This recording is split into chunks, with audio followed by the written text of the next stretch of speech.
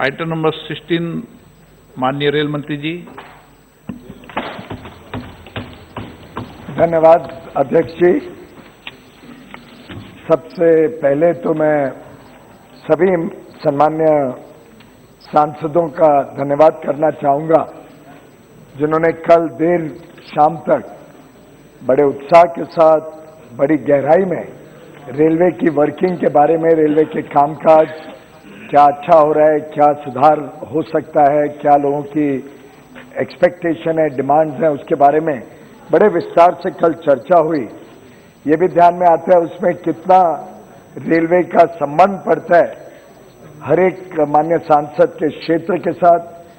ये भी ध्यान में आता है कि कई सांसद बहुत रुचि लेते हैं रेलवे के काम में, और मैं सभी माननीय सांसदों को आश्वस्त करना चाहूंगा कि जो विषय आपने कल उठाए, जो विषय कल लगभग 53 माननीय सांसदों ने अपने अपने विषय उठाए थे, और माननीय सभापति जी आपको जान के खुशी होगी और आपके माध्यम से सभी माननीय सांसदों को कल देर रात तक बैठ के हमारे सभी अधिकारी, लगभग मुझे लगता है रात भर ही बैठे होंगे क्योंकि सुबह तो मैं रिव्यू कर रहा था, उन्होंने हर एक 53 के 53 एमपी ने जो पॉइंट्स उठाए वो सब क्रमशः नोट किए थे।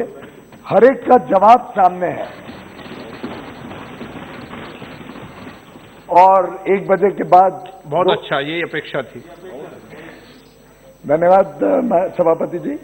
और 2 बजे के बाद अगर आप तुरंत एक एक विषय का भी कोई जवाब चाहें तो मेरे कमरे में आ जाएं, तो 2 बजे के बाद एक एक माननीय सांसद का जवाब भी साथ में मैं दे पाऊंगा।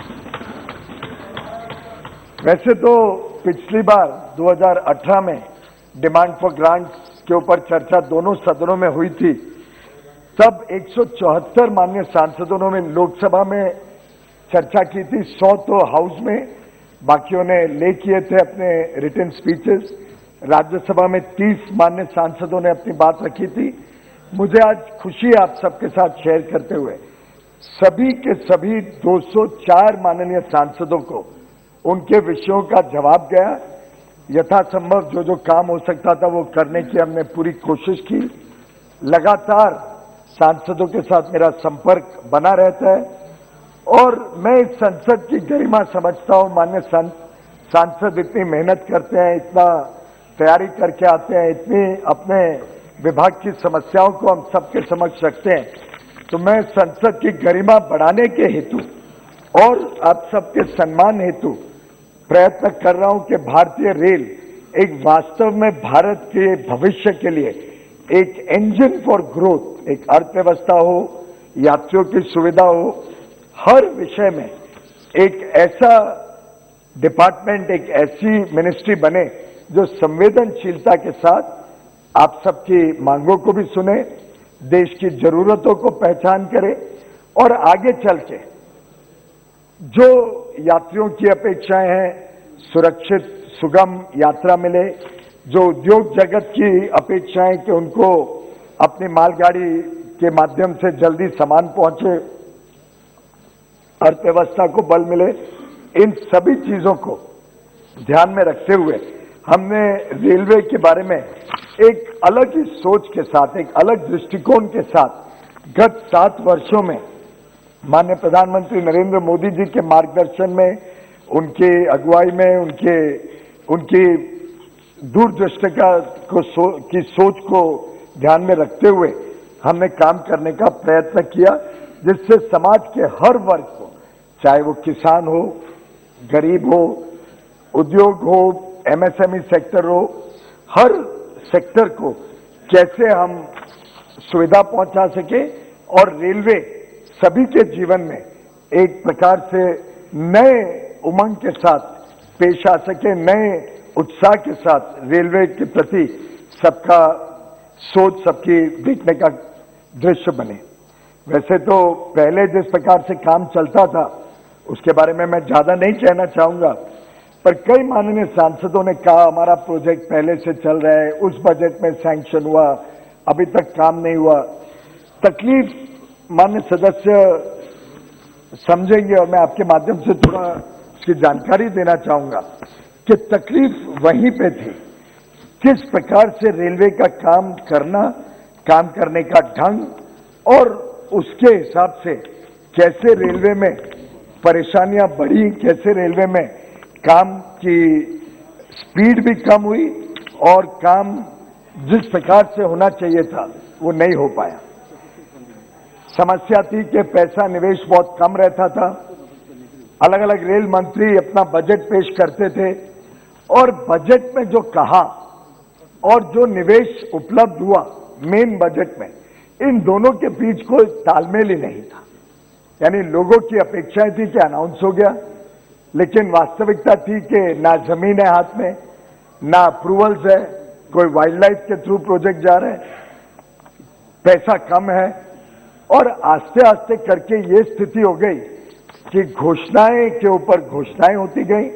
और थोड़ी जानकारी मैं जब बताऊंगा तो आपको हैरानी होगी किस प्रकार से घोषणाएं होती थी, किस प्रकार से लोगों को गुमराह किया जाता था। पर अगर हम निवेश को देखें तो अध्यक्ष जी 2004 से 9 के बीच कुल निवेश 5 वर्षों में लगभग 1.25 लाख करोड़ हुआ, यानी 25,000 करोड़ औसतम हर वर्ष निवेश हुआ कैपिटल एक्सपेंडिचर और सेफ्टी के अलग अलग कामों में। 2004 से 9 के बीच उसको बढ़ा के 2,50,000 लगभग 9 से 14 के बीच बढ़ा के 2,30,000 करोड़ कर दिया गया, जो औसतम होता है 45,000 करोड़ रुपए हर वर्ष। तो यानी 25,000 करोड़ से बढ़ा के 45,000 करोड़ औसतम रेलवे पे निवेश होता था। मुझे आप सबको बताते हुए खुशी होती है और शायद ये इसलिए भी संभव हुआ कि माननीय प्रधानमंत्री जी, जिन्होंने स्वयं अपना बचपन एक रेलवे स्टेशन पे बिताया, एक रेलवे स्टेशन पे अनुभव लिए किस प्रकार से रेल हर व्यक्ति के जीवन को छूती है, कितना महत्वपूर्ण काम करती है। प्रधानमंत्री जी ने लगातार रेलवे पे विशेष ध्यान देते हुए 2014 से 19 के बीच लगभग 5 लाख करोड़ रुपए, यानी औसतम 1 लाख करोड़ रुपए हर वर्ष निवेश किया रेलवे में, 2 गुना। पर आगे की कहानी और भी दिलचस्प है। 2019-20 में इसको बढ़ा के लगभग 1.5 लाख करोड़ कर दिया गया और हाल में अब जो बजट हम सबके समक्ष है, जिसकी चर्चा के लिए आज हम एकत्रित हुए हैं, बजट 2021-22 में 2,15,000 करोड़ का निवेश भारतीय रेल को देने का ऐतिहासिक काम माननीय प्रधानमंत्री जी के नेतृत्व में किया गया है। माननीय निर्मला सीतारमण जी ने 2,15,000 करोड़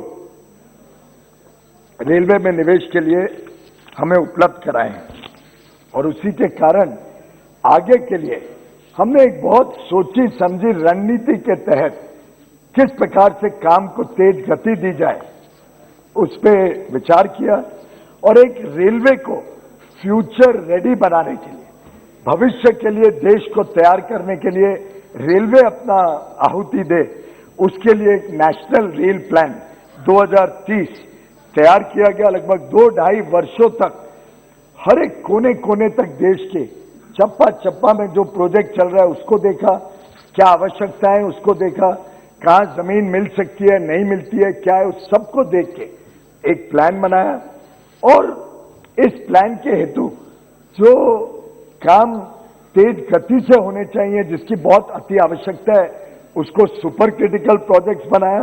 लगभग 68 प्रोजेक्ट्स को सुपर क्रिटिकल श्रेणी में रखा, 58 प्रोजेक्ट्स को क्रिटिकल प्रोजेक्ट सेकेंड फेज।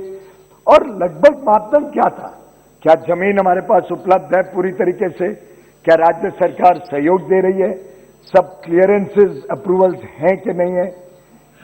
कई प्रोजेक्ट 70-80% खत्म हो गए, लेकिन पैसे के अभाव में कई वर्षों तक लटके रहते थे, उनको प्राथमिकता दी। कुछ जरूरतों को ध्यान में रखा कि पोर्ट से कनेक्टिविटी, कोयले से कनेक्टिविटी, आखिर आज देश में 24 घंटे अगर बिजली मिलती है, देश के कोने कोने में आज बिजली की किधर कमी नहीं है, तो उसमें कोयला भी पहुंचना उतना ही अति आवश्यक है। तो कोयला के रूट्स हों, पोर्ट कनेक्टिविटी हो, स्टील इंडस्ट्री में हमने बहुत प्रगति की, तो स्टील इंडस्ट्री की रिक्वायरमेंट्स है, आयरन और कोयला, उसको प्राथमिकता दी। किसानों को प्राथमिकता दी गई कि किसान का उपज कहां जाना आवश्यक है, तो किसानों के लिए अगर कोई रूट है तो उसको प्राथमिकता दी। अलग अलग प्रकार से बड़ी सोची समझी रणनीति से, बजाय के पैसा जो उपलब्ध है उसको 500 प्रोजेक्ट में बांट दो, हमने कोशिश की कि उसको प्रोजेक्ट वाइज जो चीजें जल्द से जल्द खत्म हो सके, जनता की, उद्योग की सेवा में आ सके, उस पर विशेषकर पैसा ज्यादा दिया। और साथ ही साथ दुर्भाग्यपूर्ण स्थिति है कि हमारे कई मित्र बोलते हैं कि आप कॉर्पोरेटाइज कर रहे हो, आप डिसइन्वेस्टमेंट कर रहे हो, आरोप लगता है कि प्राइवेटाइज कर रहे हो। मैं स्पष्ट कर दूं, भारतीय रेल कोई कभी प्राइवेटाइज नहीं होगी। भारतीय रेल भारत की संपत्ति है, भारत की रहेगी, भारत के लोगों की रहेगी। लेकिन आखिर रोड भी भारत की संपत्ति है, तो क्या कोई कहता है कि रोड पे सिर्फ सरकारी गाड़ियां चलेंगी? ऐसा तो कोई नहीं कहता है ना। रोड एक सुविधा बनी है, रोड के ऊपर जितनी ज्यादा गाड़ियां चलेंगी उतना देश का हित है। आपकी भी गाड़ी चले, सरकारी भी चले, बस भी चले, निजी क्षेत्र की बस भी चले, ट्रक चले, सब चलेंगे, उतने देश की आर्थिक प्रगति होगी, लोगों को सुविधा मिलेगी। तो क्या रेलवे लाइन अगर एक बार लग गई तो उस पर भी कोशिश नहीं होनी चाहिए कि अच्छी सुविधाएं हमारे यात्रियों को मिले, अच्छी स्पीड की फ्रेट ट्रेन चलें, और उसमें अगर कोई निजी निवेश आता है तो मैं समझता हूं उसका स्वागत होना चाहिए। माननीय गिल साहब ने जब डिबेट शुरू की, उन्होंने अमृतसर स्टेशन का जिक्र किया। अब देश में करीब 8000 स्टेशन है माननीय सभापति महोदय। 8000 स्टेशन को हमने तो देख लिया, 168 साल पुरानी रेलवे है। किस हालत में थे रेलवे स्टेशन अधिकांश आज से 8-10 साल पहले, आप सब याद करिए। आज रेलवे के पास जो सुविधा थी उसके हिसाब से हमने काफी स्टेशनों में सुधार की कोशिश की, एलईडी लाइटिंग लगा दी, एयरपोर्ट की तरह लाइटिंग हो गई, काफी वेटिंग रूम्स बन गए अच्छे, एस्केलेटर्स तो अभूतपूर्वक लगे हैं, लिफ्ट्स, एस्केलेटर्स, कोई टॉयलेट के बगैर स्टेशन नहीं है आज, सब स्टेशनों पे टॉयलेट लग गए। मैं समझता हूं हर एक में महिलाओं के लिए अलग टॉयलेट बनाए, और दिव्यांगों के लिए भी हम टॉयलेट बनाने की कोशिश में लगे हुए हैं, बढ़ाने की। लेकिन अगर हमें अति आधुनिक स्टेशन बनाने हैं जो विश्व स्तरीय हों, तो आप सोचिए कितने लाखों करोड़ रुपए लगेगा। हमने अमृतसर का सर एक प्लान बनाया, 230 करोड़ रुपए के निवेश पे अमृतसर रेलवे स्टेशन एक अति आधुनिक विश्व स्तरीय रेलवे स्टेशन, जो एक गर्व होगा जब कोई व्यक्ति गोल्डन टेम्पल जाएगा तब उसको गर्व होगा कि मैं अमृतसर स्टेशन पे उतरा। ऐसा स्टेशन हमने तय किया है और उसका आरएफपी भी बन गया है, जल्दी उसको हम इश्यू करने जा रहे हैं। ऐसे हमने लगभग 50 स्टेशनों के बड़े अच्छे डिजाइन, मॉडर्न डिजाइन, नई दिल्ली रेलवे स्टेशन का तो लगभग 5000 करोड़ रुपए का निवेश से एक इतना अच्छा रेलवे स्टेशन, नई लाइनें आ सके, उसमें कोई आपको घंटों नहीं लगे अंदर बाहर जाने के लिए, पूरा फ्लाईओवर सिस्टम से आप सीधा बाहर कनेक्ट हो जाएं मेन हाईवेज के ऊपर, एक बड़े रूप में रेलवे का विस्तार हो, रेलवे स्टेशन का सौंदर्यीकरण हो। और मैं समझता हूं उसमें अगर निजी निवेश भी आए तो देश हित में, यात्रियों के हित में। अगर हमें नए डीएफसी बनाने हैं, डेडिकेटेड फ्रेट कॉरिडोर, और माननीय निर्मला जी ने अपने भाषण में बताया बजट में 3 नए डीएफसी का हमने काम शुरू किया है, उसकी डीपीआर बनाने का। अब जो डीएफसी अब लग रही है, ईस्टर्न डेडिकेटेड फ्रेट कॉरिडोर और वेस्टर्न डेडिकेटेड फ्रेट कॉरिडोर, ये 2 सरकार बना रही है। इसका काम आज से 15 साल पहले शुरू हुआ अध्यक्ष महोदय, 15 साल पहले 2004-5-6 में लगभग शुरू हुआ, 8 में अप्रूव हुआ। 14 तक मात्र 10,000 करोड़ रुपए निवेश हुए थे, मात्र 10,000 करोड़। हमने 14 से 19 के बीच 40,000 करोड़ निवेश कर दिया। अब निवेश नहीं होगा तो प्रगति कैसे होगी? और जहां तक मुझे ध्यान है इस वर्ष तो शायद 14,000 या 16,000 करोड़ रुपए डीएफसी के ऊपर निवेश करने के लिए मंजूरी मिली एक ही वर्ष में, और अगले वर्ष में मुझे उम्मीद है एक दो छोटे समस्याएं, एक कोर्ट में केस चल रहा है जमीन के ऊपर, एक मुंबई के पास जेएनपीटी पोर्ट में हमें महाराष्ट्र सरकार की मदद चाहिए 3,200 लोगों का पुनर्वास करने के लिए, दोनों के लिए हमने पैसे भर दिए। अगर वो मदद मिल जाए तो जब भारत 75 वर्ष आजादी के मनाएगा तब दोनों डेडिकेटेड फ्रेट कॉरिडोर ईस्टर्न और वेस्टर्न चालू हो जाएंगे जो वर्षों से लटके पड़े। लेकिन क्या 17 वर्ष लगने चाहिए एक डेडिकेटेड फ्रेट कॉरिडोर को? उसके बदले अगर सरकार जमीन अधिग्रहण कर ले, सरकार जमीन लेके इसको बिड आउट कर दे, तो निजी क्षेत्र अपनी एफिशिएंसी भी लाएगा, निजी क्षेत्र अपने निवेश भी लाएगा, जल्द से जल्द उसको पूरा करेगा, सेवाएं देगा। सेवा किसको मिलेगी? भारत के उद्योग को मिलेगी, लोगों को नई नौकरियां मिलेंगी, भारत के उद्योग को गति मिलेगी, तो भारत का जीडीपी जल्द से जल्द 5 ट्रिलियन 10 ट्रिलियन पहुंचेगा। आगे चल के हमको अगर एक विश्व स्तरीय ताकत बननी है तो लॉजिस्टिक्स कॉस्ट पे भी नियंत्रण लाना जरूरी है। इस सब में मैं समझता हूं सरकार और निजी क्षेत्र मिलकर जब काम करेंगे तभी जाके देश का उज्जवल भविष्य बनाने में हम सफल होंगे।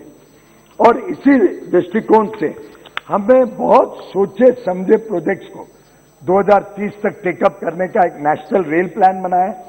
कोशिश ये है कि फ्रेट लोडिंग जो है वो 2024-25 तक हम कैसे लगभग 70-80% बढ़ा दें, जिससे साधारणतः सभी के सामान को रेलवे से दूर दूर पहुंचाने में सुविधा हो, चाहे वो किसान हो, चाहे उद्योग हो, चाहे हमारा पार्सल ही क्यों नहीं हो।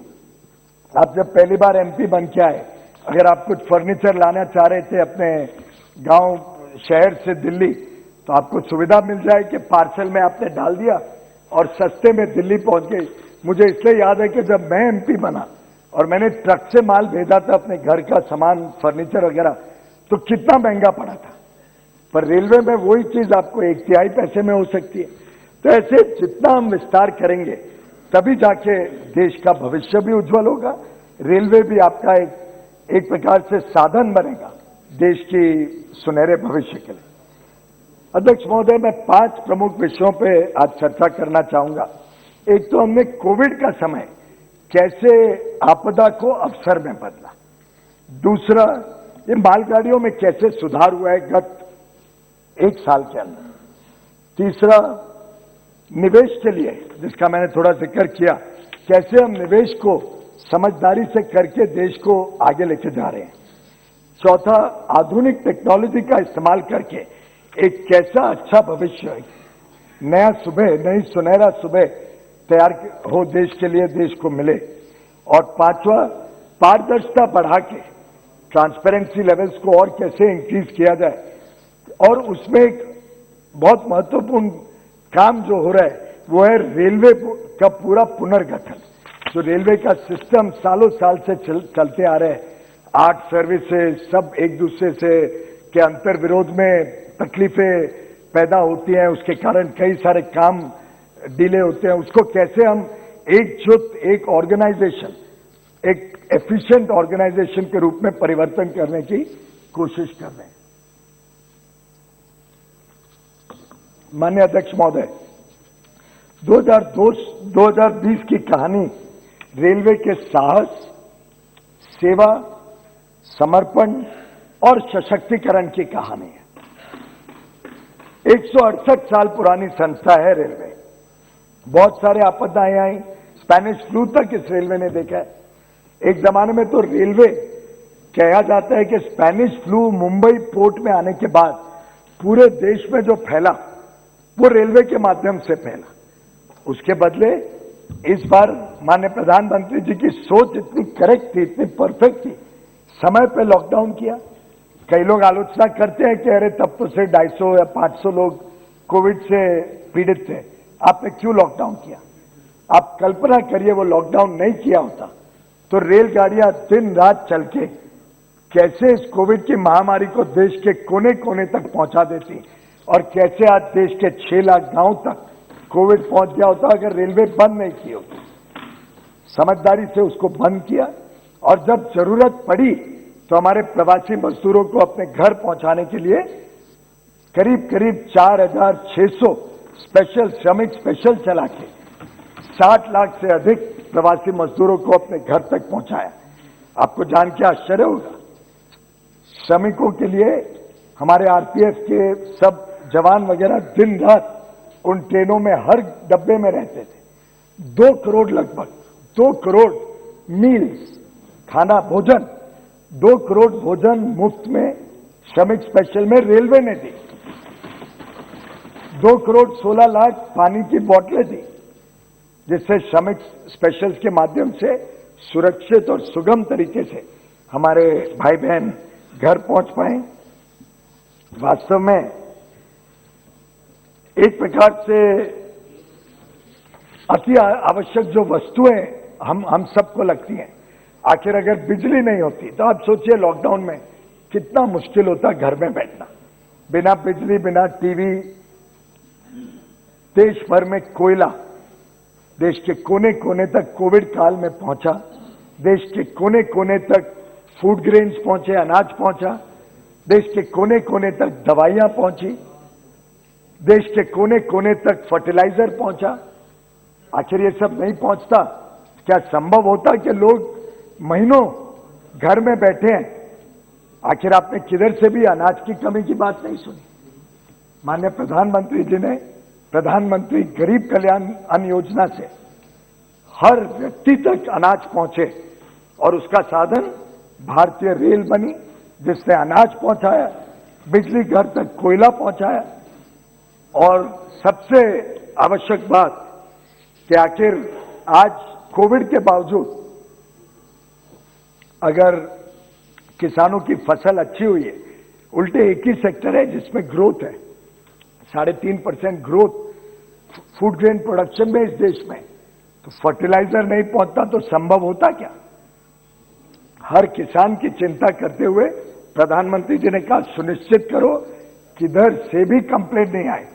और कहां जमाना था कि खाद फर्टिलाइजर की कमी के लिए गोलियां चलती थी, हाईवे ब्लॉक होते थे।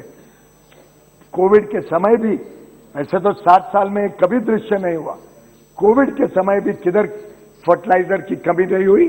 और आज किसानों ने इतना अच्छा उत्पादन करके देश को सुरक्षित बनाया, देश की शान बढ़ाई। कोविड की लड़ाई में आखिर रेलवे के भी अफसर, अधिकारी, कर्मचारियों के परिवारों को डर नहीं था? ऐसा तो नहीं था। आखिर आप सोचिए, पूरे मार्च, अप्रैल, मई कोविड के बावजूद ट्रेनें चली, अफसर ड्यूटी पे रहे, कर्मचारी ट्रैक्स मेंटेन करते रहे, लोको पायलट ट्रेन चलाते रहे, आरपीएफ के जवान ट्रेनों में रहे। क्या उनके परिवारों को सर कोविड की डर नहीं लगती थी? क्या उनके परिवार वाले नहीं बोलते थे आप क्यों बाहर जा रहे हो? प्रधानमंत्री ने तो लॉकडाउन अनाउंस किया है। लेकिन मुझे आज बहुत गर्व है रेलवे के पूरे परिवार पे। पूरे कोविड के समय एक भी व्यक्ति, एक भी कर्मचारी ने ये नहीं कहा कि मैं काम पे नहीं आऊंगा, मैं ड्यूटी पे नहीं आऊंगा। 2400 घंटे ड्यूटी की, कोविड की बिना चिंता करे। इसमें तो मैं समझता हूं विपक्ष भी कम से कम रेलवे के परिवार को ताली मार के या थपथपा के दाद दे सकता है, कैसे कोविड के बावजूद दिन रात एक करके वो सेवा करने में लगे रहे। हमने कई हमारे मित्र, हमारे परिवार के लोग खोए। मेरा तो खुद का एमओएस माननीय सुरेश अंगड़ी जी को मैंने खोया है। इतने सहज शालीन व्यक्ति थे, इतना स्वभाव उनका अच्छा था, सबके साथ मिलजुल के काम करते थे। मैं आज उन सभी को श्रद्धांजलि देता हूं जिन्होंने देश की सेवा करते हुए, रेलवे में काम करते हुए अपने अपने जीवन को गंवाया है। और कई सारे किस्से हैं, आपने पेपर टीवी पे भी पढ़े होंगे। एक आरपीएफ कांस्टेबल भाग रहे ट्रेन के पीछे एक बच्चे का दूध लेके, क्यों मां ने फोन किया था हेल्पलाइन में कि मेरी ट्रेन में दूध नहीं मिल रहा है, और ट्रेन निकल गई है, जवान भाग के दूध पहुंचा रहे हैं। कहां पे किधर से खबर आई कि एक दिव्यांग बच्चे के लिए कैमल मिल्क चाहिए था। किसी रेलवे के कर्मचारी ने पढ़ी, पता लगाया किधर मिलेगा, शायद राजस्थान से लेके उसको उड़ीसा या किधर पूर्वी भारत में पहुंचाया गया।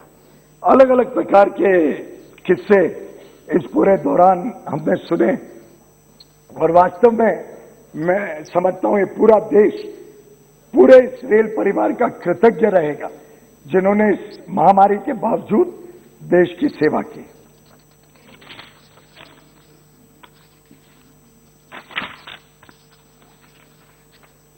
कोई मान्य सांसद जी ने एक दुर्भाग्यपूर्ण टिप्पणी की थी कि कोविड केयर सेंटर्स जो रेलवे ने बनाए वो क्यों बनाए, या वो अच्छे नहीं थे, या वो सेवा में नहीं आए। जब महामारी शुरू हुई तब जो विश्व का जो दृश्य था, जो डर का माहौल था, जिस प्रकार से कमी थी हमारी सुविधाओं में, उस समय आप सोचिए कि ये कितनी सोची समझी रणनीति थी कि अगर कोविड की महामारी बहुत तेजी से फैलती है, हमारे अस्पताल ओवरवेल्म हो जाते हैं, यानी उनकी कैपेसिटी कम पड़ती है और पेशेंट नहीं ले पाती है। ऐसी परिस्थिति में कोविड पेशेंट को रखेंगे कहां? कोविड पेशेंट को घर में रखेंगे तो पूरे मोहल्ले में फैल जाएगी। तो ये माननीय, मैं आज आप सबको बताना चाहता हूं, ये माननीय प्रधानमंत्री जी की बहुत दूरदृष्टता थी, बहुत सोच आगे के लिए थी कि अगर कोविड बढ़ जाए और हमें आइसोलेशन सेंटर चाहिए और सरकारी व्यवस्थाएं कम पड़े, तो क्या रेलवे तो बंद थी, पैसेंजर ट्रेन, क्या उसको कन्वर्ट कर सकते हैं आइसोलेशन कोचेस में? इसमें कोई इलाज नहीं हो सकता था, और वैसे भी कोविड का इलाज तो कोई था भी नहीं। छोटी मोटी दवाइयां जो खाते थे, क्या फीवर कम करने के लिए, फैबी फ्लू, बीच में हाइड्रोक्सी क्लोरोक्विन, क्योर तो आज तक है ही नहीं ना। क्योर यही है कि उसको अलग करो, आइसोलेट करो और उसका ध्यान रखो, खाना पीना खुराक अच्छी मिले। तो 5,601 कोचेस को कन्वर्ट किया गया कोविड केयर सेंटर्स में, 80,000 बेड तैयार रखे। और देखिए सोच क्या थी, हो सकता है दिल्ली मुंबई में हमें बैठे हुए ध्यान नहीं आती है, पर श्रावस्ती में अगर कोविड फैल जाए, उधर तो इतनी सुविधाएं नहीं होंगी, लेकिन धड़ करके रेलवे में लगा के हम कोविड केयर सेंटर श्रावस्ती तक पहुंचा सकते थे, जिससे वहां भी लोगों को सुविधा मिल जाए। ये सोच थी और कई जगह इस्तेमाल हुई, उत्तर प्रदेश में कई जगह इस्तेमाल हुई। मैं समझता हूं कि टिप्पणी करते हुए हमने जरूर सोचना चाहिए कि आखिर एक प्रकार से सेवा का ही तो कोशिश की गई थी, ज्यादा जरूरत नहीं पड़ी। वो इस देश में कोविड महामारी को माननीय प्रधानमंत्री जी ने जिस प्रकार से नेतृत्व करके संभाला कि बहुत ज्यादा ना बढ़े, वो तो उसकी वजह से ज्यादा जरूरत नहीं पड़ी, लेकिन एक बैकअप था, एक सुरक्षा थी कि Covid care centres isolation ward के रूप में देश के पास उपलब्ध है। सर, कोविड के समय हमने कई ऐसे प्रोजेक्ट्स को पूरा किया जो वर्षों वर्षों तक कभी बन नहीं पा रहे थे। कई ऐसे प्रोजेक्ट थे जिसको आपको 2 दिन 3 दिन तक ट्रैफिक ब्लॉक देना पड़ता है, यानी सब रेलवे लाइन वहां पे बंद करनी पड़ती। आपको जान के खुशी होगी कि लगभग 350 ऐसे प्रोजेक्ट्स खत्म किए गए इस कोविड के दौरान जो शायद कभी हो ही नहीं पाते। उदाहरण के लिए मैं पश्चिम बंगाल का अगर एक उदाहरण दूं, एक कलकत्ता में 15 रेलवे लाइन को क्रॉस करता हुआ एक आरओबी था, तला आरओबी बोलते हैं उसको। अब 15 रेलवे लाइन को बंद करना, यानी आप कल्पना करिए, कभी संभव है रेलवे में कि हम 15 ट्रैक्स को बंद करके वो आरओबी को डिस्मेंटल कर पाते? लेकिन कोविड का इस्तेमाल करके हमने उस आरओबी को डिस्मेंटलिंग, जो अति आवश्यक था, बहुत बुरे हाल में था, डैमेज था, उसको डिस्मेंटल कर दिया। मैं मुंबई से आता हूं, वहां पे कई जगह पे स्टील गर्डर्स, क्योंकि बारिश ये समुद्र नजदीक होने के कारण खराब हो जाते हैं, करोड़ हो जाते हैं, तो मिट्टी ब्रिज एक माहिम में है, एक मद्रास गुडूर सेक्शन है जहां पे बड़े रूप में कोरोजन हो गया था। इन सब ऐसे सब लंबित कामों को हमने कोविड के दौरान पूरा करके रेलवे को सुरक्षित बनाया, रेलवे के काम को और अच्छा किया। और ये देश भर में मैं बताऊं तो 350 प्रोजेक्ट शायद हम सबको किधर ना किधर छूते हैं, ऐसे प्रोजेक्ट्स हैं। और ये सब सुरक्षा के कामों को बल और निवेश देने के कारण मुझे आज खुशी है कि मार्च 2019 में आखिरी पैसेंजर की मृत्यु हुई थी। वो उस बात का तो नहीं, लेकिन मुझे खुशी है कि 2 साल में मुझे खुशी है कि मार्च 19 से मार्च 21 तक एक भी पैसेंजर की मृत्यु रेलवे के एक्सीडेंट के कारण नहीं हुई। आखिरी जो मृत्यु हुई थी वो मार्च 19 में हुई थी। दुर्भाग्यपूर्ण स्थिति थी, पहले कई हमारे भाई बहनों को सफर करना पड़ता था, लेकिन अब सेफ्टी पे इतना जोर दिया जा रहा है कि 2 सालों में लगभग एक भी पैसेंजर की मृत्यु रेलवे एक्सीडेंट से नहीं। और इसके पीछे कई सारे काम किए गए हैं। मैंने बताया था, एक आंकड़ा जरा ठीक कर दूं, जो सुपर क्रिटिकल प्रोजेक्ट थे वो 58 थे और क्रिटिकल प्रोजेक्ट्स 68 थे, जो मैंने शुरू में नेशनल रेल प्लान के संबंध में बताया था। आपको जान के खुशी होगी, ये जो 58 सुपर क्रिटिकल प्रोजेक्ट्स हैं, इसको हम तेज गति देके उसमें से अभी तक 25 को पूरा कर पाए हैं और 31 इस वर्ष के आखिर तक पूरे हो जाएंगे। सिर्फ 2 रह जाएंगे जो अगले वर्ष पूरे होंगे। इसी प्रकार से 68 क्रिटिकल प्रोजेक्ट्स में से 3 पूरे हो चुके हैं। इसको आगे हम 3 साल के अंदर इन सब प्रोजेक्ट्स को भी पूरा करके पोर्ट कनेक्टिविटी, कोल कनेक्टिविटी, टूरिज्म, ऐसे अलग अलग चीजों के लिए इन प्रोजेक्ट्स का लाभ ले पाएंगे। लगभग 80% मेल एक्सप्रेस ट्रेन शुरू हो चुकी है। 91% सबर्बन ट्रेन शुरू हो चुकी है। पैसेंजर ट्रेन आस्ते आस्ते शुरू हो रही हैं। आप में से कई मान्य सांसदों ने उसके बारे में भी जिक्र किया। मैं उन सब पे संज्ञान लेके जहां जहां डिमांड हो उसको जरूर पूरा करने में काम करूंगा। लेकिन आपको खुशी होगी कि आज तक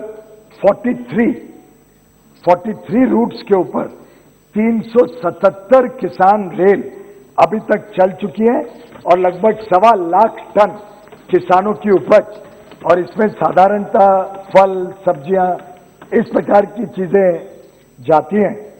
बहन भारती पवार जी ने कल मुझे पूछा कि नासिक से और डिमांड है, पर किसी ने उनको भ्रमित कर दिया कि एक ही ट्रेन मिलेगी। ऐसा नहीं है बहन, जितनी ट्रेन किसानों को चाहिए, जहां डिमांड हो, ये सरकार भारतीय रेल उसको पूरी तरीके से उपलब्ध कराएगी। माननीय श्री कृष्णा गारू ने आंध्र प्रदेश से कहा टर्मरिक और चिली और स्पाइसेस को किसान रेल में नहीं लेके जाते हैं। वो क्वांटिटी बहुत छोटी होती है। किसान रेल यानी पूरे बड़े बड़े डब्बे और पूरी ट्रेन है, तो उसको हम पार्सल में लेके जाते हैं। पार्सल ट्रेन जो होती है उसमें टर्मरिक, स्पाइसेस सब जा रहे हैं रेगुलरली, और अगर कोई बड़ी क्वांटिटी हो तो हम उसको भी किसान रेल में लेके जा सकते हैं। पर साधारणतः इन विषयों में बड़ी क्वांटिटी होती नहीं है। हमारी मिनिस्ट्री ऑफ फूड प्रोसेसिंग ने तो पहले शुरू में टमाटो, अनियन और पोटैटो, टमाटर, प्याज और आलू तीनों पे 50% किराए में भी छूट दी थी, और अब उसको बढ़ा के सभी फल सब्जियों में 50% छूट दे दी गई है किराए में, जो किसान रेल से जाते हैं। वैसे तो एक मजेदार बात माननीय स्पीकर साहब मुझे कल ही बता रहे थे कि फूलों के ऊपर बहुत ज्यादा खर्चा होता था, उन्होंने उसको नियंत्रण में लाए और शायद 1-1.5 करोड़ रुपया पार्लियामेंट का बचाया। अब हमने फूलों को किसान रेल से भेजने का काम शुरू किया। पीछे 9 मार्च को लातूर और उस्मानाबाद से 650 किलो फूल पहली बार किसान रेल के माध्यम से कुर्दुवाड़ी स्टेशन से आदर्श नगर दिल्ली आए, और उसके कई सारे मेरे पास आर्टिकल्स भी हैं, न्यूज़पेपर आर्टिकल्स।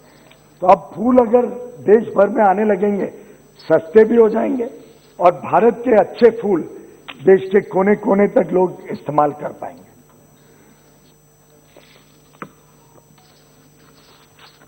सर, मालगाड़ी के काम में एक अद्भुत इतिहास रचा गया है। कोविड की महामारी के पहले मालगाड़ियां लगभग 22-23, अधिक से अधिक 24 किलोमीटर एवरेज स्पीड पे सामान लेके जाती थी। यानी मुंबई पोर्ट पे किसने सामान डाला तो गुवाहाटी पहुंचते पहुंचते 1 हफ्ता लगता था, 1 हफ्ता। हमने उस स्पीड को कोविड का लाभ लेते हुए कि कोविड के समय बाकी ट्रेन कम है तो बहुत प्लानिंग करके उसको स्पीड बढ़ाने के ऊपर एक एक पहलू पे ध्यान देके आज मुझे आप सबको बताते हुए खुशी है कि आज जो फ्रेट की स्पीड है वो डबल हो गई है। लगभग 45 किलोमीटर पर आवर फ्रेट की स्पीड हो गई है। यानी गुवाहाटी अब 2.5 दिन में पहुंच जाता है सामान, और इससे देश की अर्थव्यवस्था को गति मिलेगी, बल मिलेगा, और ये आगे भी इसी रफ्तार पे चलेंगी। कोविड के बाद भी जैसे जैसे नई ट्रेन आ रही हैं, हम फ्रेट के अलग पाथ बना रहे हैं, और उस पाथ के हिसाब से अब फ्रेट ट्रेन डबल स्पीड पे सामान का आवागमन करेंगी, जिससे एमएसएमई सेक्टर हो, अलग अलग उद्योग के सेक्टर्स को कम खर्चे पे अपना सामान पहुंचाने को मिलेगा। देश कंपेटिटिव होगा, देश कंपेटिटिव होगा तो नया निवेश आएगा, नई नौकरियां मिलेंगी लोगों को। उल्टे पहले एक जमाना था कि किसी को कुछ काम फ्रेट भेजना है, सामान भेजना है, तो उसको रेलवे के पीछे घूमना पड़ता था, भागा दौड़ी करनी पड़ती थी। कई बार हमें माननीय सांसदों के फोन आते थे कि हमारे इलाके में फ्रेट की शॉर्टेज है, ट्रेन की, कोयला के लिए ट्रेन नहीं मिल रही है। मुख्यमंत्री कहते थे कोयला पहुंचाओ। आज ये स्थिति है डबल होने से स्पीड कि आज इतनी कैपेसिटी हमारे पास उपलब्ध है कि हमें बाहर जाना पड़ रहा है उद्योग के पास, हमें जाना पड़ रहा है राज्य सरकारों के पास। तो बिजनेस डेवलपमेंट यूनिट हर डिवीजन में रेलवे ने खोले हैं, जो आज कस्टमर इज किंग को सामने रखते हुए हम जाते हैं कस्टमर के पास, कोई फोन कर दे कि मेरे पास सामान है तो तुरंत हमारे अधिकारी दौड़ते हैं कि हम कैसे उस सामान को रेलवे से ट्रांसपोर्ट करें। और इसी के फलस्वरूप माननीय अध्यक्ष महोदय, आपके माध्यम से सभी माननीय सांसदों को और पूरे देश को भी मैं अवगत कराना चाहूंगा, सितंबर से लेके फरवरी तक हर महीने, गौर करिए, सितंबर से फरवरी तक हर महीने 6 महीने हो चुके हैं, जितनी फ्रेट लोडिंग भारतीय रेल में हुई है, और कोविड की महामारी खत्म नहीं हुई है, उसके बावजूद जो फ्रेट लोडिंग इन 6 महीने में हर महीने हुई है वो भारतीय रेल के इतिहास में सबसे अधिक है। हाईएस्ट फ्रेट लोडिंग इन 6 महीने में। और इसमें हमने फ्रेट डिस्काउंट्स भी दिए, अट्रैक्ट किया नया ट्रैफिक, और पिछले महीने जनवरी में तो 119.80 119.8 मिलियन मेट्रिक टन भारत के रेलवे के इतिहास में सबसे अधिक एक महीने में लोडिंग पिछले महीने 2 महीने पहले जनवरी में की गई। और इस सबका लाभ देश को आगे कई वर्षों तक मिलते रहेगा। इससे लॉजिस्टिक्स कॉस्ट भी कम होगा, इससे हमारी कंपेटिटिवनेस, हमारे एमएसएमई सेक्टर को बल मिलेगा, हमारे एक्सपोर्ट को बल मिलेगा, और आगे चल के ये देश सही माने में एक विश्व स्तरीय अर्थव्यवस्था बन पाएगी। अध्यक्ष महोदय, कई माननीय सांसदों ने शायद टीवी पे या ट्विटर पे या सोशल मीडिया में देखा होगा, अब हम फ्रेट ट्रेन एक के बाद एक नहीं चलाते, सिर्फ कई बार तो 5-5 ट्रेन एक साथ जोड़ के चलाते हैं, जिनको हम एनाकोंडा ट्रेन बोलते हैं। वो नाम पता नहीं कहां से आया, किसने तय किया, मुझे तो पता नहीं, कोई अधिकारी या कोई नए यंग ऑफिसर के माइंड में आया, उसने एनाकोंडा बोल दिया, और आज कई बार 3 ट्रेनें, 4-5 ट्रेनें एक साथ जोड़ के हम चलाते हैं, जिससे फ्रेट भी जल्दी पहुंचता है, इससे स्पीड ज्यादा हो जाती है। 5 इंजन चलती है, किधर स्टॉप नहीं करती है, और तेज रफ्तार से अपने गंतव्य स्थान तक सामान को ले जाती है। आज के दिन नई नई चीजों को भी रेलवे ने सेवा देने का काम शुरू किया है, ऑटोमोबाइल्स हो, सीमेंट हो, अलग अलग चीजें अभी रेलवे के थ्रू जानी शुरू हो गई हैं। और मेरा विश्वास है कि जो फ्रेट अगर रेलवे से बढ़ता है, देश और कंपेटिटिव होता है, देश में और निवेश आता है, उसका लाभ मैं समझता हूं पूरे देश में हर एक सांसद के क्षेत्र में मिल पाएगा। ये मेरा अटूट विश्वास है। मैंने डीएफसी के बारे में जिक्र किया था। डेडिकेटेड फ्रेट कॉरिडोर वास्तव में अच्छी कल्पना थी, पर बड़े धीरे गति से चल रही थी। प्रधानमंत्री मोदी जी के आने के बाद उसको निवेश भी दिया गया, गति सुधारी गई, यहां तक कि उन्होंने मुझे आदेश दिया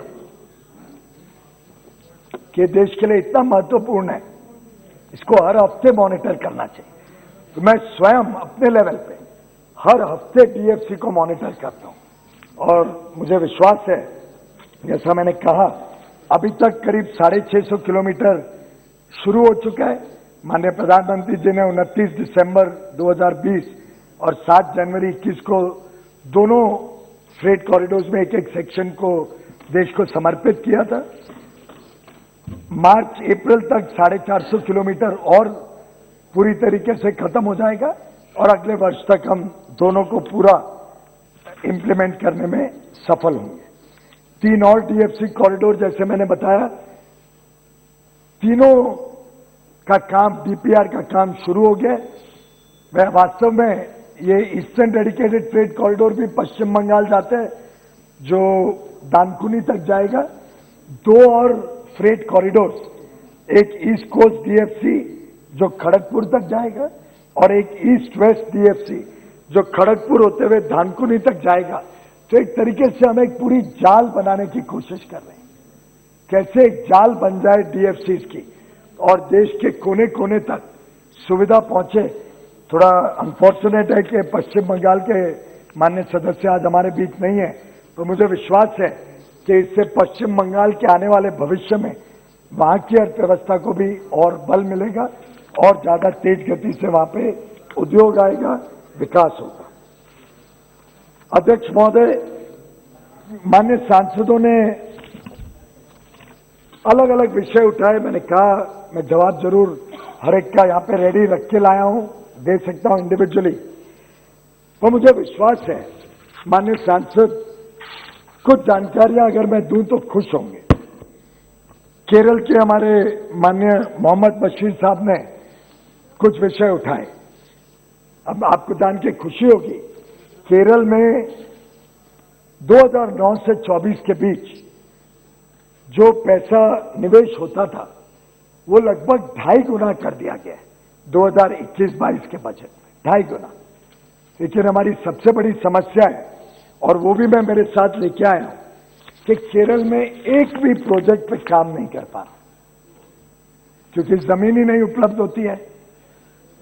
एक सरकार आए या दूसरी आए, दोनों डिमांड करते हैं कि नई लाइन शुरू हो, नई लाइन स्वीकृत हो। क्या हम भी पूर्व के रेल मंत्रियों की तरह सिर्फ घोषणाएं करें? फायदा क्या? अगर एक भी प्रोजेक्ट में लैंड ना मिलने के कारण मैं काम नहीं कर पाऊं, और मेरे पास, शशि थरूर जी आप गौर करिए इस पे, मेरे पास हर प्रोजेक्ट का डिटेल्स है, 9 प्रोजेक्ट्स का 458 किलोमीटर पे काम होना है, 458। आप हैरान होंगे सुन के, सिर्फ 8 किलोमीटर खत्म हो चुका है, ओनली 8 किलोमीटर। अब ऐसे में क्या बताया जाए, तेज गति से क्यों नहीं काम हो पाता? लेकिन उसी के सामने आप मध्य प्रदेश का दृश्य देखिए। मध्य प्रदेश में जो 2009 से 14 के बीच निवेश होता था, उसके निस्बत आपको जान के हैरानी होगी, 12 गुना, 12 टाइम्स निवेश दिया गया इस बजट में। यानी 21-22 में 7,700 करोड़ मध्य प्रदेश से गुजरने वाली लाइनों के ऊपर निवेश होगा। वो क्यों संभव है? क्योंकि वहां जब हम फोन करते हैं तो तुरंत कार्रवाई करके जमीन उपलब्ध कराई जाती है, उसके ऊपर हम रेल लाइनें लगा सकते हैं। जो स्टेट गवर्नमेंट की शेयरिंग फॉर्मूला के काम है, उसमें उनका पैसा आ जाता है। आखिर आंध्र प्रदेश के भी मेरे साथी ने, श्री मगुंटा श्रीनिवासलू रेड्डी गारू और श्री कृष्ण देवरायालू लावू गारू ने मेरी तारीफ भी की, जिसके लिए मैं आपका धन्यवाद करता हूं। लेकिन आपसे अनुरोध भी करता हूं कि आंध्र प्रदेश में हम चाहते हैं कि जल्द से जल्द प्रोजेक्ट्स बढ़े, लेकिन उसके लिए आपका सहयोग लगेगा, जमीन लगेगी, जो आपका शेयर है जॉइंट वेंचर प्रोजेक्ट्स में, वो शेयर आप उपलब्ध कराइए। आज के दिन सर लगभग 1200 करोड़ रुपए आना बाकी है आंध्र प्रदेश से, मुझे वो दिलवा दीजिए और तेज गति से काम शुरू हो जाएगा वहां पे। मैं आता हूं उसके तो हर प्रदेश का, तमिलनाडु ले लीजिए, तमिलनाडु में जो 2009 से 14 के बीच जो निवेश होता था, उसको अभी लगभग 3.5 गुना 21-22 के बजट में किया गया, 3.5 गुना। आसाम में जो 2009 से 14 के बीच होता था, उसको भी 3.25 गुना बढ़ा दिया गया 21-22 में। उत्तराखंड देवभूमि है, उत्तराखंड के माननीय सांसद कल नहीं बोले, लेकिन उत्तराखंड में जो 2009 से 14 के बीच पैसा दिया जाता था, उसको बढ़ा के, हैरान हो जाएंगे आप सुन के, 23 गुना कर दिया, 23 टाइम्स। और कोशिश हो रही है कि उत्तराखंड के सब प्रोजेक्ट्स में तेज गति से और 4 धाम की यात्रा तक, आगे जो कल्पना है कि 4 धाम की यात्रा भी रेलवे के सुगम सफर से हो सके, उसके तरफ हम तेज गति से आगे काम करना चाहते हैं। ऋषिकेश करण प्रयाग की जो नई लाइन है 125 किलोमीटर की, उसको नेशनल प्रोजेक्ट घोषित किया गया और इस बजट में 4200 करोड़ रुपए इस प्रोजेक्ट को दिए गए। एक बार करण प्रयाग पहुंच जाए, उसके बाद 4 धाम की यात्रा की लाइनों के ऊपर भी आगे चल के काम शुरू हो पाएगा। पश्चिम बंगाल में भी हम जितना निवेश चाहिए उतना देने के लिए तत्पर हैं, लेकिन पश्चिम बंगाल की गाथा तो मैं सुनाऊं तो शायद मुझे अध्यक्ष जी कल सुबह तक भाषण देना पड़ेगा। पश्चिम बंगाल में हर प्रोजेक्ट में लाल अंक लगे हुए हैं, हर प्रोजेक्ट में, कोई प्रोजेक्ट में कोऑपरेशन नहीं। देश का सबसे पुराना प्रोजेक्ट जो चल रहा है, 1974-75 में एक प्रोजेक्ट अप्रूव हुआ, हावड़ा आमटा बरगछिया चंपादगना तारकेश्वर अमटा बागनर, 74-75 में, इमरजेंसी के भी पहले ये प्रोजेक्ट अप्रूव हुआ था। आज 45 साल बाद भी उस प्रोजेक्ट का कोई अता पता नहीं है। 110 किलोमीटर से मात्र 42 किलोमीटर हम कर पाए हैं, बाकी के लिए जमीन नहीं है। इनफैक्ट जमीन के लिए हमने पैसे दिए थे वर्षों पहले, पैसे देने के बावजूद जमीन नहीं मिली। अब हम पीछे पड़े पैसे वापस लेने के लिए, वो भी नहीं मिल रहे। और ये हर प्रोजेक्ट की एक कहानी है। अच्छा, मजेदार बात, जब मैं तैयारी कर रहा था आज के लिए, तो मैंने देखा 2009, 10, 10, 11, 11, 12 में इतने सारे प्रोजेक्ट अनाउंस हुए। मैं तो मुंबई से आता हूं, मैंने तो कोई मुंबई के सब प्रोजेक्ट नहीं अनाउंस किए, हमने तो पूरी देश की चिंता की। लेकिन 2009, 10, 10, 11 में इतने सारे नए लाइन के 7 प्रोजेक्ट, जेज कन्वर्जन के प्रोजेक्ट उस समय में अनाउंस नहीं किए, लेकिन डबलिंग के लगभग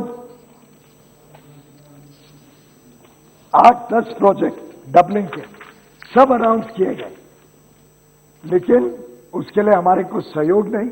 डबलिंग में जहां रेलवे के पास जमीन है वो तो हम तेज गति से कर रहे हैं, बाकी जगहों पे काम नहीं कर पा रहे हैं।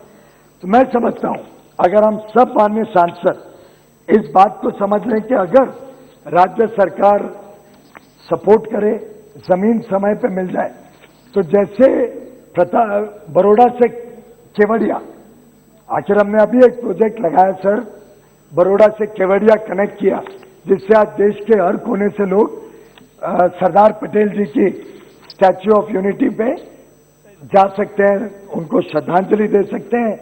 वहां पे एक अच्छा, बहुत सारी सुविधाएं बनाई गई हैं। अब वो प्रोजेक्ट इतनी तेज गति से हुआ, स्टार्ट टू फिनिश 2-2.25 साल में पूरा प्रोजेक्ट लग गया, स्टार्ट टू फिनिश। यानी प्रोजेक्ट अप्रूवल, डिजाइनिंग, सर्वे, लैंड लेना और इंप्लीमेंट करना, सब स्टेशन बनाना, सब इतनी तेज गति से हो पाया। फिर राज्य सरकार ने सपोर्ट किया, जमीन दिलाई, ओवरहेड वायर्स हटाई, जहां पे कुछ हमें जरूरत पड़ी, मदद पड़ी, तुरंत मदद करने आते थे। मैं समझता हूं कि अगर हम ये फासला राज्य सरकार और रेलवे का हम इसको ब्रिज कर सकें तो तेज गति से रेलवे काम कर सकती है और देश के कोने कोने को जोड़ सकती है। माननीय फारूक साहब ने मुझे जिक्र किया था कि श्रीनगर की जो ट्रेन है उसको बढ़ाया जाए, वो मैंने आदेश दे दिया है फारूक साहब, उस ट्रेन को जल्दी बढ़ाया जाएगा। माननीय हसनैन मसूदी साहब ने जिक्र किया कि जम्मू कश्मीर को निवेश पर्याप्त नहीं मिलता है। मैं तो हैरान हूं साहब ये बात सुन के कि जम्मू कश्मीर का जो प्रोजेक्ट है, उधमपुर, श्रीनगर, बारामूला, ये जो पूरा लाइन थी, इस पे, और ये बड़ी चैलेंजिंग लाइन थी, इस पे जितना तेज गति से काम गत वर्षों में हुआ है वो देखने लायक है। मैं आपको इनवाइट करता हूं, आप आके चेनाब ब्रिज का प्रोजेक्ट पे काम देखिए।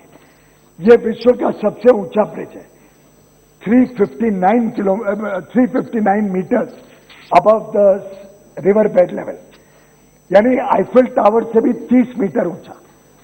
इसमें जो काम चल रहा है वो वास्तव में देखने लायक है। और इस काम को, इस लाइन को लगाने के लिए 200 किलोमीटर तो स्पेशल रोड बनानी पड़ी, तो इतना इनएक्सेसिबल और मुश्किल टेरेन था। कई सारे PIL हुए, कई सारे समय तक प्रोजेक्ट लंबित रहा क्योंकि कोर्ट का स्टे था। उस सब को पार करते हुए अब उस प्रोजेक्ट में तेज गति से काम चल रहा है और मेरी उम्मीद है, और इस बार भी उसके लिए पूरा निवेश किया गया है, जितना पैसा चाहिए और लगेगा और मिल जाएगा। लेकिन हमारी इच्छा है कि 2022 एंड या मार्च 23 तक, थोड़ी ये टेरेन यहाँ की बड़ी अनसर्टन है, हिमालय की जो टेरेन है काफी अनसर्टन टेरेन होने के कारण थोड़ा बहुत सडन सरप्राइजेस आ जाते हैं। लेकिन अगले 2-2.5 वर्षों में ये पूरा प्रोजेक्ट कंप्लीट करके कश्मीर से कन्याकुमारी अब पूरा एक कड़ी में जुड़ जाएगा, ये बताते हुए मुझे बहुत आनंद आ रहा है। वैसे हाँ जी,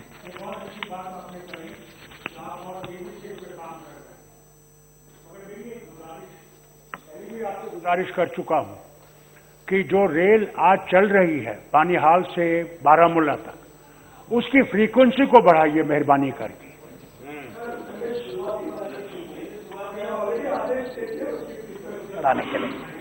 और आपको ये भी जान के खुशी होगी, एक विस्टाडोम भी वहां पहुंच गया है, उसका एक्सपेरिमेंट सक्सेसफुल हो जाएगा। विस्टाडोम यानी कांच, चारों तरफ कांच, जिससे सफर के समय आप पूरी वादियां देख सको, बर्फ का स्वाद ले सको, वो भी पहुंच गया है।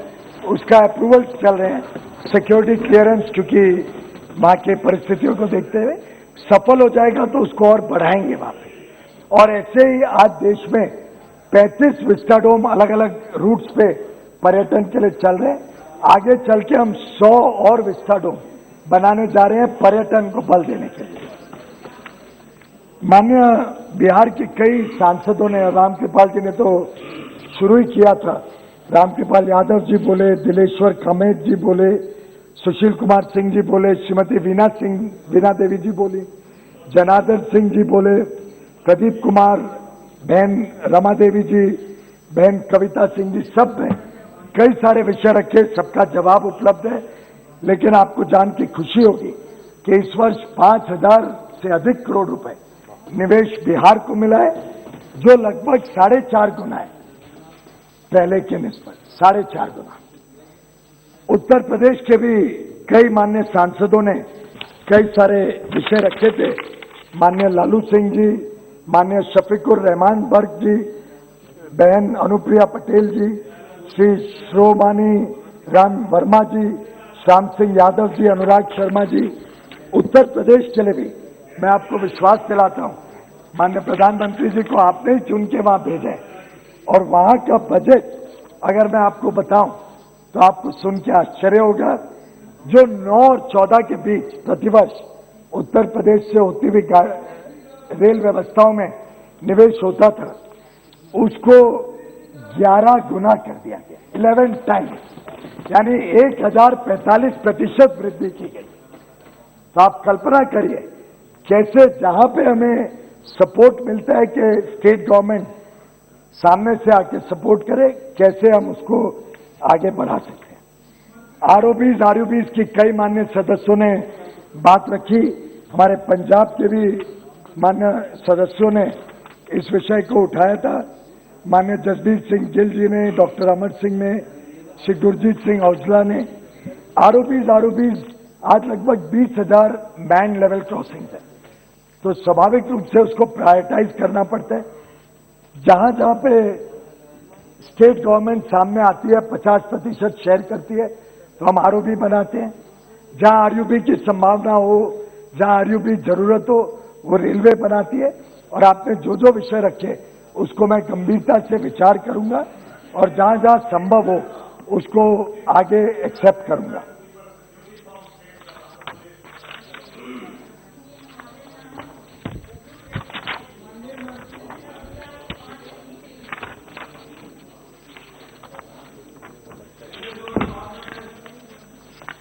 Coming to that,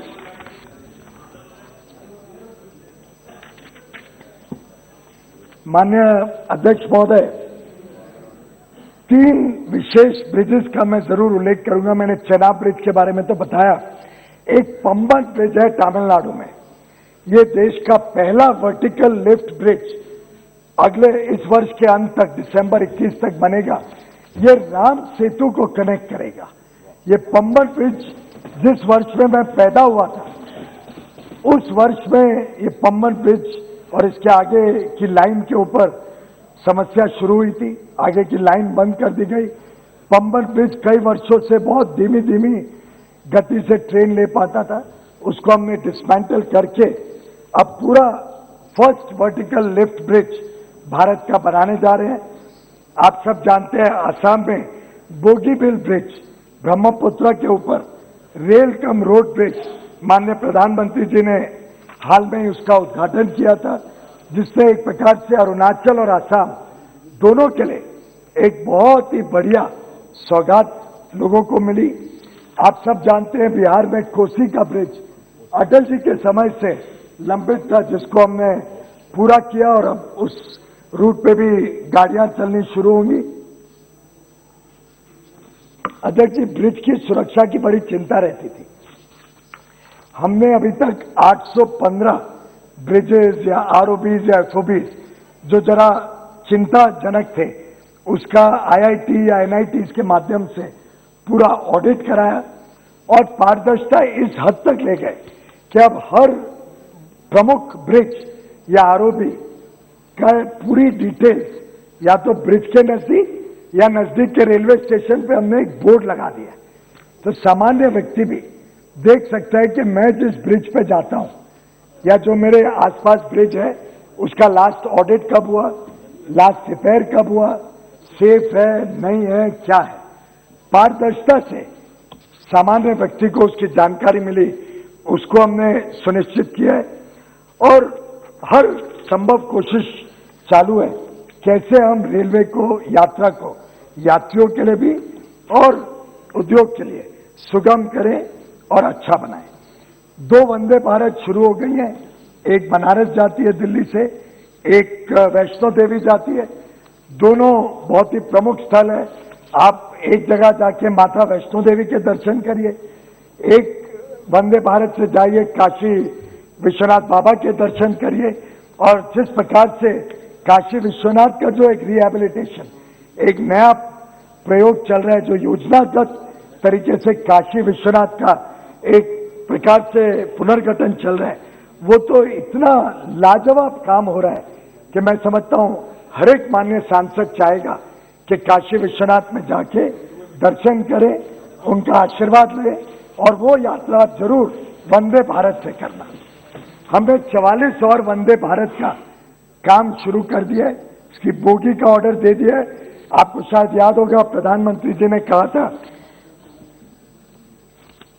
कि एक समय आएगा जब छोटी मोटी सुविधाएं नहीं, हर माननीय सांसद चाहेगा कि वंदे भारत मेरे एरिया में आए, और उसी को आगे बढ़ाते हुए आज 44 वंदे भारत पे हम काम कर रहे हैं। और हम उम्मीद करेंगे और उसके रूट्स ऐसे डिजाइन करेंगे कि देश के कोने कोने तक छुए। भारत में बनी हुई वंदे भारत, भारत के इंजीनियर्स और कामगारों ने बनाई हुई वंदे भारत, हमारी भारत की फैक्ट्रियों में बनी हुई वंदे भारत देश में क्रांति लाएगी, सुगम यात्रा देगी सभी यात्रियों को। ये हमारी कोशिश है। आपको एक जानकारी जरूर देना चाहूंगा, क्योंकि जो पिछली बार हमारी डिमांड फॉर ग्रांट्स 18 में चर्चा हुई थी, उसके बाद की अचीवमेंट है। सभी माननीय सांसद जानते हैं अनमैन लेवल क्रॉसिंग्स कितनी हानिकारक थी, सबको चिंता रहती थी। रेलवे ने ठान लिया कि हम पूरी ब्रॉडगेज सिस्टम जो मेन नेटवर्क है, इसको अनमैन लेवल क्रॉसिंग से पूरी तरीके से मुक्त कर देंगे। और आपको जान के खुशी होगी कि 2019 जनवरी 2019 आज से 2 साल पहले भारतीय रेल में ब्रॉडगेज में पूरी तरीके से अनमैन लेवल क्रॉसिंग को हमने दफना दिया, खत्म कर दिया। कोई अनमैन लेवल क्रॉसिंग ब्रॉडगेज में। और सर कहां 700-800 यूएमसी यूएमएलसी कन्वर्ट होते थे। रेलवे की व्यवस्था में एक बार ठान ले कुछ काम करने को, कुछ भी कर सकती है। अप्रैल 18 से जनवरी 19 यानी मात्र 10 महीने में 3,479 लगभग 3,500 अनमैन लेवल क्रॉसिंग को 10 महीने में खत्म कर दिया गया। या तो मैन लेवल क्रॉसिंग बना दिया या उधर आरओबी आरयूबी का काम बनाया गया। तो ये सेफ्टी के लिए एक लगातार कोशिश में हम लगे हैं। सफाई, एक प्रधानमंत्री मोदी जी ने जिस प्रकार से देश को सुंदर और स्वच्छ बनाने के काम का बीड़ा उठाया, और वास्तव में मैं समझता हूं अगर 2014 15 अगस्त 2014 को ये काम हाथ में देश ने नहीं लिया होता स्वच्छता का, तो शायद कोविड की महामारी हम इतना रोक नहीं पाते। इस स्वच्छता के कारण, हाइजीन के कारण कोविड में भी हम सफलतापूर्वक कोविड को हम संभाल पाए, देश को संभाल पाए। स्वच्छता में आज हर ट्रेन में बायो टॉयलेट लगाए जिससे मल ट्रैक के ऊपर नहीं गिरता है। अध्यक्ष महोदय, मैं खुद हैरान हो गया जब मैंने रिपोर्ट देखी।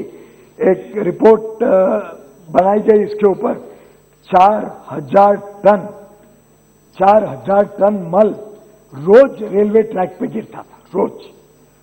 और आज आप सोचिए, कभी कभी हमें ध्यान नहीं आता है, पर आपको स्मेल नहीं आएगी कभी रेलवे स्टेशन पे, आपको ट्रेन में स्मेल नहीं आएगी। आप ट्रैक्स देखिए कितने साफ हैं। किधर कोई कॉलोनी हो, कोई लोग रहते हो, उसके आसपास कोई कचरा डाल दे रेलवे ट्रैक पे, उसको भी हम कोशिश करते हैं सफाई करने की। लेकिन पूरे रेलवे सिस्टम को स्वच्छ बनाना, साफ सुथरा रखना, इसके लिए दिनों रात रेलवे ने काम किया है। एक और समस्या जो कई माननीय सांसद रेज करते थे, वेट लिस्ट की। अब वेट लिस्ट कोई हर ट्रेन में नहीं होती थी, कुछ रूट्स पे साधारणतः हर बार वेट लिस्ट होती थी, पर हम गड्ढे बड़े खाते थे इस वेट लिस्ट के पीछे। तो हमने इसको भी एक रास्ता निकाला है। जिस जिस रूट पे हम देखते हैं वेट लिस्ट बहुत बढ़ जाती है, तो जो अभी गाड़ी चल रही है उसी के पीछे एक स्पेशल ट्रेन चला देते हैं, या उसके आगे या उसके पीछे। इसको क्लोन ट्रेन बोलते हैं। तो अगर समझो मुंबई से गोरखपुर बहुत डिमांड है, लगातार वेट लिस्ट है, तो जो अभी की ट्रेन है उसके 10 मिनट के आगे पीछे हम एक और ट्रेन चला देते हैं। स्टॉपेजेस कम रखते हैं कि अधिकांश लोगों को तो गोरखपुर ही जाना है या उसके आसपास जाना है। कम स्टॉपेज से स्पीड बढ़ जाती है, जल्दी से लोग पहुंच जाते हैं, और आपको जान के खुशी होगी कि साधारणतः वेटलिस्ट के साथ थोड़ा कोविड का भी उसमें वजह है, पर जहां जहां वेटलिस्ट देखते हैं हम एक क्लोन ट्रेन शुरू कर देते हैं और उससे कोशिश कर रहे हैं कि वेटलिस्ट नियंत्रण में रहे। जीरो तो कभी नहीं होगी और होनी भी नहीं चाहिए। एक अच्छी व्यवस्था के लिए जीरो हो जाएगी तो मेरे लिए लॉस है, यानी खाली सीटें जा रही है। तो जहां जहां वेटलिस्ट बहुत बढ़ जाती है, क्लोन ट्रेन देके हम उसको वेटलिस्ट को भी फ्री करते हैं। और आपको जान के वास्तव में आश्चर्य होगा, अभी तक ऐसे 30 ट्रेनें क्लोन ट्रेन हम चला रहे हैं और उसका बहुत अच्छा अनुभव रेलवे को आया है। बुलेट ट्रेन के प्रोजेक्ट के बारे में, हाई स्पीड ट्रेन का कई माननीय सांसदों ने विषय उठाया, लेकिन जो पहली शुरू किया है वही थोड़ी स्टेट सपोर्ट ना मिलने के कारण, और मैंने कई बार इस सदन में भी कहा है कि महाराष्ट्र अगर थोड़ा सहयोग कर दे और जमीन उपलब्ध करा दे, टर्मिनल के लिए बांद्रा कुर्ला कॉम्प्लेक्स में जगह दे दे, तो एक विश्व स्तरीय जापानीज टेक्नोलॉजी की high speed bullet train Bharat में आएगी, देश का शान बनेगी। उससे सीख के हम देश के कोने कोने में हाई स्पीड ट्रेन नेटवर्क बना पाएंगे। आज गुजरात में लगभग 95% जमीन अधिग्रहण हो गया, दमन दीव में भी हो गया, महाराष्ट्र में 24% ही जमीन मिली और स्टार्टिंग पॉइंट की जगह नहीं मिल पा रही है। मैं सभी माननीय सांसदों से दरख्वास्त करूंगा, हमने भी अपने लेवल पे, हर गवर्नमेंट के लेवल पे इसकी चर्चा की है। अगर हमें वो जमीन जल्दी मिल जाए और टर्मिनल फैसिलिटी मिल जाए तो इस प्रोजेक्ट को हम महाराष्ट्र में भी गति दे सकेंगे। फिलहाल जो गुजरात का सेक्शन है, हमने, और बहुत खुशी से नहीं, दुख से उस सेक्शन का काम शुरू कर दिया है। कोई ये आलोचना नहीं करे कि हमने गुजरात होने के कारण किया, जमीन उपलब्ध होने के कारण किया। और महाराष्ट्र जमीन उपलब्ध करा दे तो जल्द से जल्द वहां भी शुरू कर सकेंगे काम। और सभी माननीय सांसद जानेंगे कि जहां पे सपोर्ट मिलेगा वहीं तो नई ट्रेनें लगा पाएंगे, नई ट्रैक लगा पाएंगे।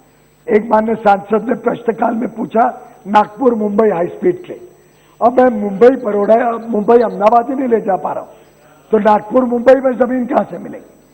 फिर भी हमने ऐसे अलग अलग रूट्स आइडेंटिफाई किए देश भर में, उसके डीपीआर बन रहे और उसको फिर हम निजी इन्वेस्टमेंट के साथ, निवेश के साथ, पब्लिक प्राइवेट पार्टनरशिप में, जिसमें राज्य सरकार जमीन दे, रेलवे पूरा टेक्नोलॉजी का सपोर्ट दे और निजी निवेश आके देश भर में जहां जहां डिमांड है, जैसे एक डिमांड आई है दिल्ली से बनारस के लिए, एक high speed train Purvanchal express way कुछ बनाया क्या, उसके साथ साथ चला दी जाए। माननीय मुख्यमंत्री जी ने आश्वस्त किया है कि वो जमीन और राइट ऑफ वे हमें दिलाएंगे, तो हम उसके पीछे लगे हैं, उसका डीपीआर बनाने में। ऐसे 7-8 प्रोजेक्ट्स पे काम चल रहा है। सभी से अनुरोध है कि हमें सहयोग राज्य सरकारें दें। गांधीनगर पे एक स्टेशन रीडेवलपमेंट को अंतर्राष्ट्रीय स्तर का स्टेशन, उसके ऊपर एक होटल जो महात्मा मंदिर को सर्व कर सके, जहां पे अंतर्राष्ट्रीय स्तर के एग्जीबिशन और कन्वेंशन होते हैं। मैं समझता हूं उसका काम पूरा हो गया। अगले महीने माननीय प्रधानमंत्री जी के कर कमलों द्वारा हम उसको भी देश को समर्पित कर पाएंगे। भोपाल में हबीबगंज पे भी नया स्टेशन का काम लगभग पूरा होने आया है। अयोध्या, गोमती नगर, ऐसे देश भर में कई जगह काम चल रहा है और आगे हम उसको और तेज गति से स्टेशन रीडेवलपमेंट पे बल देने वाले हैं। ये मैं आप सबको आश्वस्त कराना चाहता हूं। आप सबको जान के खुशी होगी कि लगभग 6000, कल्पना करिए 6000 स्टेशनों पे वाईफाई की सुविधा आज देश में उपलब्ध है। क्या किसी ने कभी कल्पना की थी? 6000 स्टेशनों पे, बाकी तो हॉल्ट स्टेशन रह गए। हॉल्ट स्टेशन में तो व्यवस्था रखना कोई है ही नहीं, ट्रेन भी ज्यादा नहीं। 5961 टू बी प्रिसाइज स्टेशनों पे आज वाईफाई की सुविधा है, उसको मॉनिटर किया जाता है। पहला आधा घंटा उसमें मुफ्त है। और मैं एक बार रायपुर गया था, हमारे छत्तीसगढ़ के माननीय दीपक बायज साहब और अरुण साहू जी ने भी भाग लिया। मैं आपको बताना चाहूंगा, मैं रायपुर गया और बाई चांस एक आदत के कारण रात को चला गया स्टेशन इंस्पेक्ट करने। मैं तो हैरान हो गया, 500-600 बच्चे स्टेशन पे पढ़ाई कर रहे थे। जाके बातचीत की तो बोला यहाँ वाईफाई बहुत तेज है, बहुत हाई स्पीड वाईफाई है, इससे हम यहाँ की तरह तैयारी करते हैं। तो मैं समझता हूं कि बहुत सारी ऐसी चीजें जो एक जनता से जुड़ी हुई चीजें हैं, जनता को लाभ देती हैं, उसके पीछे हमने काम किया है। माननीय जसबीर सिंह गिल जी ने और अमर सिंह जी और गुरजीत सिंह जी ने 550वीं जन्म जयंती गुरु नानक देव जी की बारे में जिक्र किया था। सुल्तानपुर लोधी रेलवे स्टेशन, उसको हमने अपग्रेड किया है। पर अगर आपको अभी भी कुछ और उसमें सजेस्ट करना हो तो मेरे द्वार 24 घंटे खुले हैं। हम चाहते हैं पंजाब में भी थोड़ा और समर्थन मिल जाए, थोड़ी हमें नए रूट्स के लिए जमीन मिल जाए, थोड़ा सहयोग और हो तो हम और बहुत सारे प्रोजेक्ट पंजाब में करेंगे। जैसे अमृतसर स्टेशन तो RFP अभी निकलने ही वाला है। बजट एलोकेशन अगर हम पंजाब का देखें, और ये मैं इसलिए जिक्र कर रहा हूं कि किसी को कोई गलत फहमी नहीं हो कि किसकी सरकार किस राज्य में काम करती है, उसके हिसाब से प्रधानमंत्री जी कभी भेदभाव करते हैं। जिस दिन मैं मंत्री बना उस दिन प्रधानमंत्री जी का स्पष्ट आदेश था कि अब चुनाव खत्म, और उन्होंने ये बात सार्वजनिक रूप से भी कही है। अब ये सरकार देश के 135 करोड़ लोगों की सरकार, ये सरकार हर व्यक्ति की चिंता करेगी, हर राज्य की चिंता करेगी।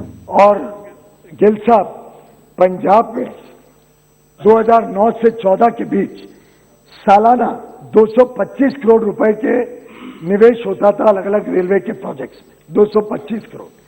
आपको जान के खुशी होगी 2021-22 के बजट में सिर्फ और सिर्फ 2262 करोड़ रुपए, 10 गुना निवेश हम पंजाब में करने जा रहे हैं। और ये स्थिति हर प्रदेश की है। छत्तीसगढ़ का भी आंकड़ा ऐसा ही है। और मेरा मानना है कि ये सरकार 24 घंटे जिस प्रदेश ने हमें सहयोग दिया उसके लिए तत्पर रहेगी।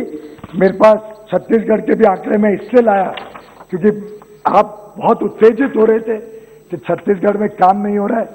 बहन तो लगभग जवाब देना चाह रही थी, तो मैंने उनको रोका। मैंने कहा चलो रेल मंत्री को जवाब देने दो इस विषय का। पर आपको जान की खुशी होगी कि 9 से 14 के बीच छत्तीसगढ़ में 311 करोड़ रुपए सालाना निवेश होता था, छत्तीसगढ़ और उससे गुजरते हुए प्रोजेक्ट्स में 311 करोड़। अंदाजा लगाइए 2021-22 के प्रोजेक्ट में। और छत्तीसगढ़ में हमारी राज्य सरकार नहीं है, पंजाब में हमारी राज्य सरकार नहीं है। पंजाब में तो हमारे किसान भाई बहनों को भ्रमित कर दिया है हमारे खिलाफ, और एकदम बेबुनियाद गलत फहमियों के आधार पे किसानों को भ्रमित करने का काम किया गया। फिर भी हमने कभी भेदभाव नहीं की। छत्तीसगढ़ में 311 करोड़ कहां निवेश होता था 9 से 14, इस वर्ष 3650 करोड़ रुपए, यानी करीब करीब 12 गुना निवेश होने जा रहे हैं।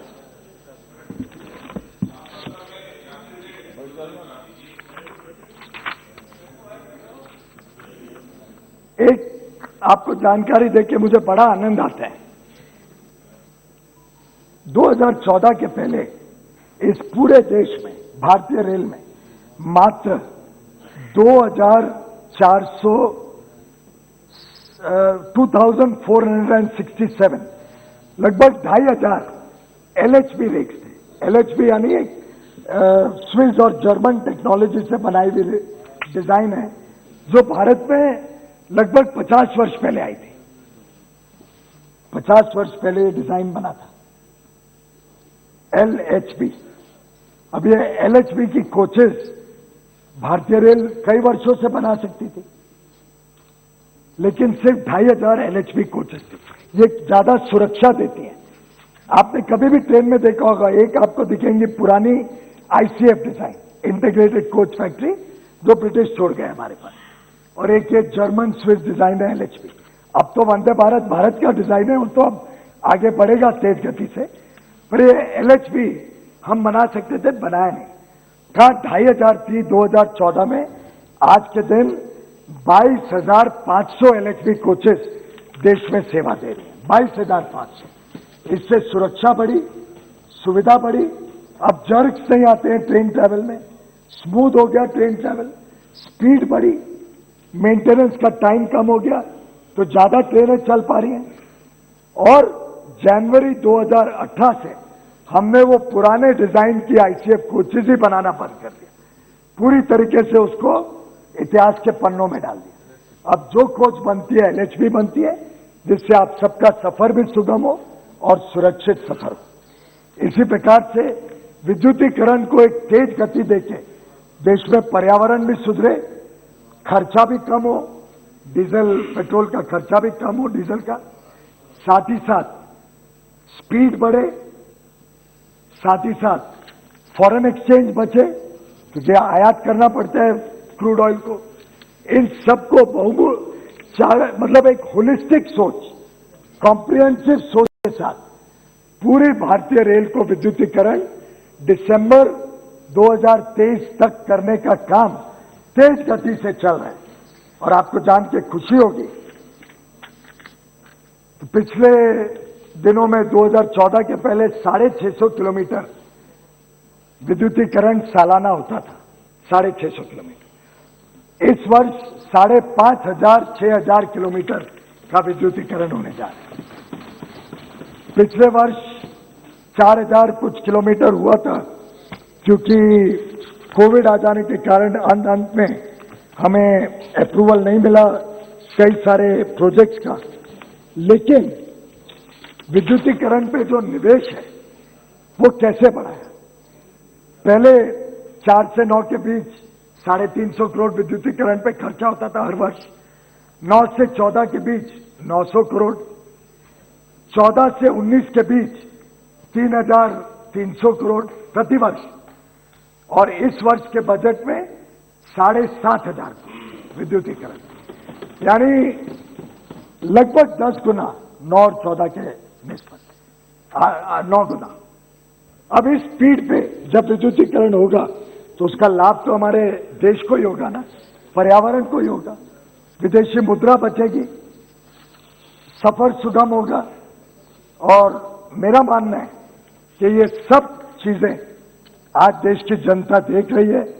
देश की जनता देख रही है कैसे नई टेक्नोलॉजी आज हमारी सेवा में आ रही है रेलवे के माध्यम से, कैसे IRCTC वेबसाइट और सरल कर दिया गया, फ्रेट बुकिंग अब पूरा ऑनलाइन है। मैंने मजाक में उस दिन कहा कि अभी आपको किसको ट्रेन पे स्टेशन आना ही नहीं पड़ेगा पार्सल बुक करने या आपकी मालगाड़ी में सामान बुक करने। मेरे एक अधिकारी ने मुझे ठीक किया, बोला नहीं साहब, सामान देने तो आना पड़ेगा ना, तो मात्र सामान देने आना पड़ेगा, बाकी बुकिंग हो, पेमेंट हो, जानकारी हो, सब आपको ऑनलाइन मिल जाती है टेक्नोलॉजी के सहारे। और आज आपको जान के खुशी होगी, हर ट्रेन जो रेलवे में चलती है, चाहे पैसेंजर ट्रेन हो चाहे फ्रेट ट्रेन हो, इस वक्त जैसे मैं यहां खड़ा बोल रहा हूं, इस वक्त वो ट्रेन कहां है वो आप देख सकते हो रेलवे के सिस्टम में, कि भाई आज इस वक्त कलकत्ता को जाने वाली राजधानी अगर ट्रैक पे है तो इस समय वो कहां है वो आप देख सकते हो। और पंक्चुअलिटी पे विशेष मॉनिटरिंग होती है। मेरे फोन में रोज सुबह हर मेल एक्सप्रेस ट्रेन का रिपोर्ट आता है, जितनी समय पे शुरू हुई, कितने समय पे पहुंची, जो नहीं पहुंची उसका एक एक हर ट्रेन का कारण क्यों नहीं पहुंची। और ये फॉग को छोड़ दें, कुछ दिनों तक फॉग रही तो साधारणतः आज के दिन 95% ट्रेन आइदर बिफोर टाइम पहुंचती है या टाइम पे पहुंचती है। कुछ मान्य सांसद तो कंप्लेंट कर रहे थे कि बिफोर टाइम पहुंचती है तो नींद खराब कर देती है।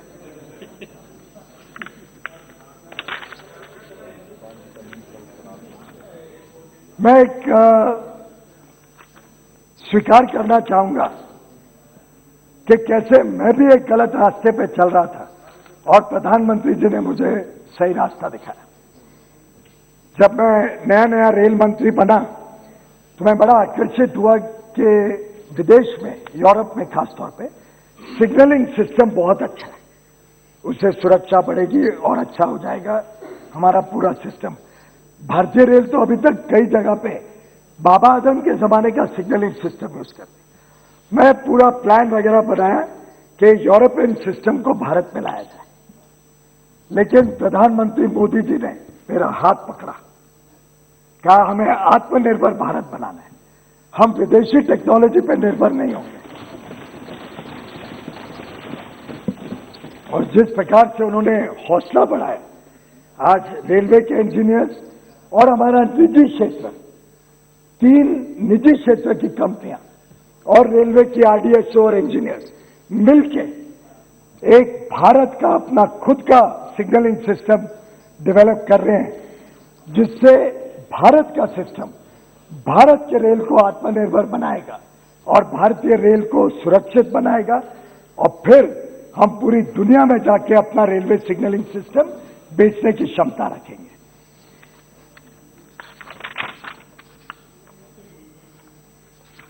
वैसे तो कई सारे अवार्ड्स मिले, कई सारे और काम हुए। सोलर रेलवे स्टेशनों के ऊपर सोलराइज करना, हमने आज 1000 रेलवे स्टेशन के ऊपर सोलर एनर्जी लगा दी है। करीब करीब 400 रेलवे की बिल्डिंग्स पे सोलर एनर्जी लगा दी। ऐसे करते करते हमारा प्लान है 2030 तक, जो कई सारी जमीनें रेलवे के पास देश भर में पड़ी है, वैसे तो उस जमीन को सुरक्षित रखना भी बड़ा मुश्किल है, लोग उस पर एंक्रोचमेंट कर देते हैं। तो हमने एक प्लान बनाया, विद्युतीकरण तो 23 तक हो जाएगा, 2030 तक, और भारत विश्व का पहला इतना बड़ा रेलवे होगा जो 100% विद्युतीकरण कर लेगा। अमेरिका, चाइना किसने नहीं किया, भारत सबसे पहला होगा। ऐसे ही 2030 तक भारत विश्व का पहला रेलवे होगा जो 100% नवीकरणीय ऊर्जा से अपना रेल व्यवस्था चलाएगा, 100%, जिसको कहते हैं नेट जीरो रेलवे। हमारी वजह से पर्यावरण को हम नुकसान नहीं होने देंगे, ये हमारी प्रतिबद्धता है, ये हमारा संकल्प।